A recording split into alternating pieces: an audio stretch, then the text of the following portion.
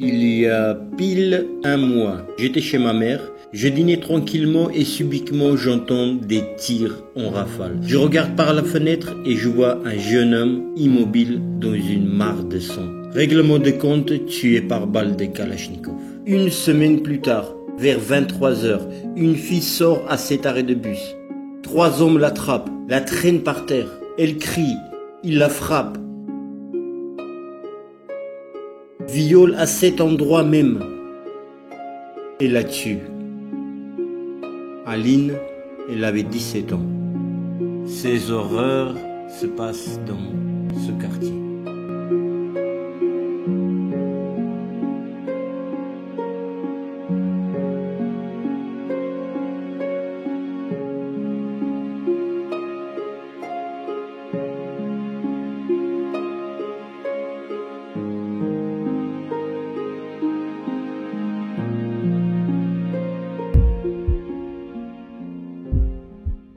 J'ai décidé d'aller courir dans ce quartier seul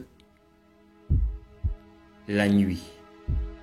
Que le bon Dieu soit avec moi.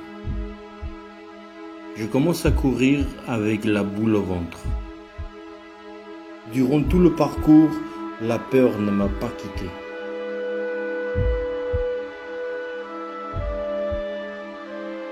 J'arrêtais pas à me retourner à gauche, à droite, derrière moi, de peur qu'une bande de jeunes, ou moi jeune, soit attirée par mon téléphone avec lequel je filmais. Dans le meilleur des cas, je leur donnerai mon téléphone. Dans le pire des cas, je prendrai un coup de couteau.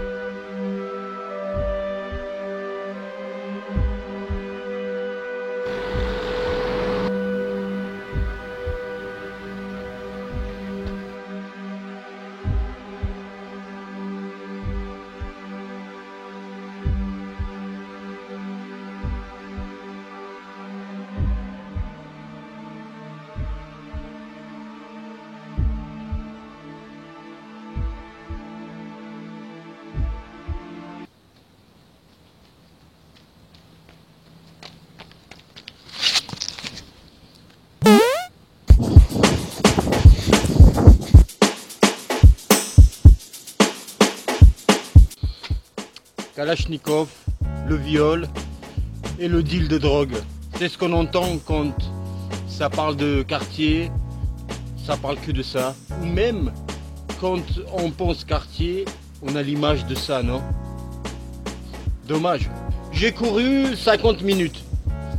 Ça et sauf. Rien m'est arrivé. J'ai croisé personne. Il n'y a pas un dealer. J'ai croisé personne ou presque. Vous allez voir une personne à la fin. Quartier, quartier, quartier, quartier nord, tout ça, on entend ça. Ma mère, depuis quelque temps, elle habite dans le quartier.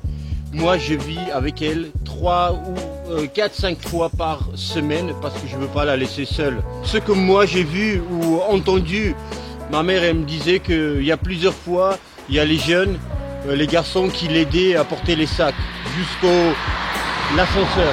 C'est pas parce qu'ils me respectent ou quoi, personne me connaît dans ce quartier, personne me connaît. Je suis de passage, tu vois, je viens, je pars. C'est pas parce qu'ils me connaissent. Ma mère, 58 ans, il y a quelques temps, elle a aidé une jeune femme enceinte, porter ses sacs à 58 ans jusqu'au l'ascenseur. Tout le monde se connaît. Ce qui m'a étonné, j'ai pas vécu toute ma vie dans les quartiers, mais ce que j'ai vu moi, depuis que je viens chez elle, c'est tout le monde se connaît, c'est genre une grande famille. C'est l'impression que j'ai. C'est pas le première impression, c'est pas le deal ou tu vois ce que je veux dire. C'est le respect, c'est voilà le mot, le respect.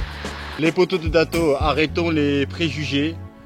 Arrêtons les préjugés, c'est caca. c'est caca. Les potes de Dato, j'avais fini presque cette vidéo et je suis tombé sur qui?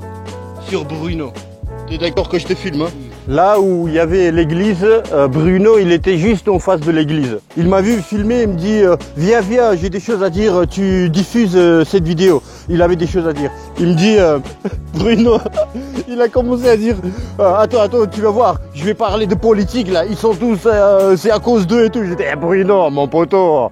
Je le connaissais pas, mais je dis Bruno, mon poteau, il n'y a pas de politique sur ma chaîne. Je dis ah oui, c'est ce qu'il me dit. Il dit oui, t'as peur pour qu'il te coupe pas les robinets et tout ça. Les politiques, si je parle des politiques, ils vont t'attraper, ils vont te faire perdre ton commerce. C'est ce que tu crains, je crois. Non, c'est juste mon... Quel robinet? C'est ma chaîne, c'est la chaîne de boxe et tout ça, et je connais, à part Macron, je connais aucun politicien. Très gentil Bruno. Ma chaîne, c'est... Ça s'appelle comment? Pardon, il n'y a pas trop de lumière là, sur toi? Ça va. Ma chaîne, elle est... On peut se tutoyer? Oui. Tu t'appelles comment d'ailleurs? Bruno. Comment? Bruno. Bruno, Dato. Ouais. Enchanté. Dato, D-A-T-O. Et ma chaîne, c'est la boxe. C'est le sport. Et là, je fais une vidéo, en fait, pour dire aux gens que, en fait, j'ai fait une vidéo en deux parties. Enfin, c'est une vidéo, mais en deux parties. C'est-à-dire, j'ai fait genre, j'ai peur, quartier, c'est chaud, la nuit, courir, etc. Et après, je vais montrer que, regarde, comme c'est beau, il y a pas de, ça craint pas, le quartier, etc. Tu vois ce que je veux dire? Je vais montrer à la fin que tout va bien. Il y a pas, les gens, il faut pas qu'ils craignent toujours des quartiers. Bruno, t'avais des choses à dire? Oui. Alors là, ça tourne? Oui, ça tourne. Bon, alors, bonjour la France, bonjour les Français. Bruno, dis-moi, comment t'as atterri ici?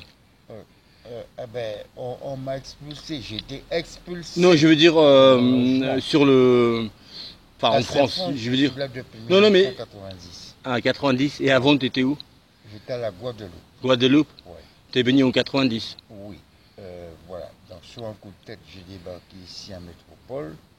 Et... histoire, bon, je sais pas moi, de chercher autre chose, quoi. Parce que ça faisait un moment, j'étais chez mes parents, chez ma mère. C'est le seul parent que j'ai connu, avec qui j'ai grandi, comme la plupart des enfants. J'ai pas connu mon père, mais ma mère ne m'a jamais empêché de voir mon papa. Je l'ai rencontré, hein? Il m'a bien reçu, mais il n'y a pas de vécu. Mais je veux dire, toi, t'as peut-être une femme qui t'a empêché aussi Alors, voilà, elle est portugaise, elle s'appelle Maria. En 1992, maintenant, quand je suis arrivé à Métropole, j'ai fait la connaissance d'une femme qui m'a fait un bébé sans rien me dire. Elle m'a jamais dit qu'elle est enceinte pour moi. Alors comment j'ai fait pour savoir que j'ai un enfant dans ce monde, hein? Et quand j'ai cherché mon enfant, hein, elle m'a dit il faut aller adopter une. Alors que c'est mon enfant naturel, c'est mon sang. Je n'ai pas à aller à adopter. Hein? Alors tout ça va foutre mal. Hein? Elle m'a trahi. Elle a trahi mon amour, hein, pour moi. Hein, moi, mon amour, il est sincère. Elle m'a trompé avec quelqu'un d'autre après m'avoir dit je t'aime. Alors là, je ne comprends pas. Alors j'ai eu tellement mal, on s'est séparés, voilà. Donc voilà. Et donc j'ai eu tellement mal que je suis tombé dans l'alcool. Moi qui ne connaissais pas l'alcool, hein, j'étais sportif. Un sportif ne consomme pas d'alcool. Mais il suffit de croiser le chemin d'une femme pour tomber dans ces problématiques-là, que ce soit l'alcool, la drogue et le tabac. Hein, tu crois que c'est à cause de la femme? Oui. C'est vrai, les gens me disent, elle t'a pas mis quand même la bouteille dans ta bouche, c'est toi qui l'as mise. Mais c'est à cause qu'il y a un élément déclencheur de ta souffrance. Et tu bois depuis 1990? Depuis 96. Donc 6 ans, quand t'es arrivé, qu'est-ce que tu as fait les 6 ans de 1990 à 96? Eh ben, je buvais pas, je travaillais, je faisais du sport, tout, mais je consommais pas d'alcool, je connaissais pas l'alcool. Mais c'est quand mon chemin de vie a croisé le chemin de vie de la femme. C'était en France? Dis-leur la prévention pour comment, pour ne pas tomber dans le panneau, pour ne pas boire, comment... Ouais, il y a de ceux qui vont m'écouter, parce que vous aussi, qui vous regardez l'émission de Dato, hein, vous aussi, vous avez les mêmes problèmes que moi. Des associations qui peuvent t'aider en addictologie, par exemple. Ils peuvent t'aider, voilà, à diminuer, à même à arrêter. Ça dépend des volontés, des caractères. Hein, eh ben, va là-bas, allez-y. Si vous avez des problèmes avec l'alcool, vous n'arrivez pas à arrêter. Il faut consulter les spécialistes. Voilà. Mais il vaut mieux ne pas commencer. Hein. Ouais, vaut mieux ne pas commencer. Je te remercie de m'avoir écouté. J'espère qu'on se reverra. Tu as des choses à faire. Ok. Et voilà. Bah, merci Bruno. Hein. Et merci. Porte-toi bien. Merci. C'est important d'écouter aussi, moi, je trouve. Surtout que je pense pas que Bruno a 3 milliards d'amis à qui il peut se confier. Dans le quartier comme ailleurs comme dans le quartier, tu cherches pas d'embrouille, l'embrouille te trouvera pas. Tu fais ta vie, il y a pas de, tu dis bonjour, au revoir. Tu veux un exemple? Ok, là pour faire cette vidéo, pour tourner cette vidéo, je mets cette caméra sur la poubelle, il y a le feu rouge et il y a une voiture qui s'est arrêtée. Il y a une musique arabe, voilà, ils écoutent musique arabe. C'était peut-être les maghrébins, même si moi aussi je peux écouter musique arabe sans que je sois maghrébin. Mais admettons, les types ils sont dans leur quartier, ils sont chez eux. Et il y a un type, moi, à 4h du matin, qui a décidé de filmer les voitures chez eux. Tu vois ce que je veux dire? Et moi, tu vois, le temps, ils étaient garés sur le feu rouge, j'ai attendu, c'est ça le respect, j'ai attendu qu'ils partent. Et après, j'ai tourné la caméra vers la route, tu vois ce que je veux dire? Parce que là, ça se fait pas. Partout pareil, j'ai envie de te dire, partout pareil, avec une caméra à la main, même en ville, tu respectes. C'est pas parce que tu as la caméra et tu dis « Oh oui, je suis sur le lieu public, j'ai le droit. » Mais tu vas voir, tu as le droit ou pas. Après, il y a une question d'éthique, quoi, et respect.